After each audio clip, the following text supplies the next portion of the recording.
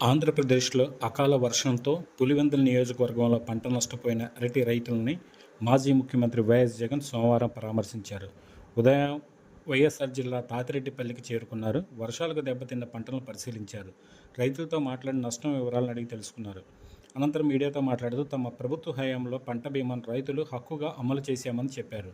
రైతు భరోసా నిధులు క్రమం తప్పకుండా అందించామన్నారు.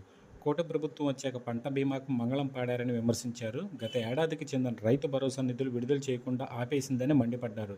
రైతు భరోసా కాదు, తమ అధికారంలోకి వచ్చాక రైతుకి 26,000 అందిస్తామని చెప్పిన చంద్రబాబు ఇప్పుడు 26 పైసలు కూడా ఇవ్వలేదన్నారు. కళ్ళు మూసుకుంటే ఏడాది గడిచిపోయింది, మళ్ళీ కళ్ళు మూసుకుని తెరిస్తే 3 ఏళ్ళు గడిచిపోతాయి. రైతు సోదరులకు ఒకటే చెప్తున్నా, 3 ఏళ్ళు ఓపిక పడితే వచ్చేది మన ప్రభుత్వమే. అధికారంలోకి వచ్చాక ఇప్పుడు నష్టపోయిన ప్రతి రైతును ఆదుకుంటామని జగన్ చెప్పారు.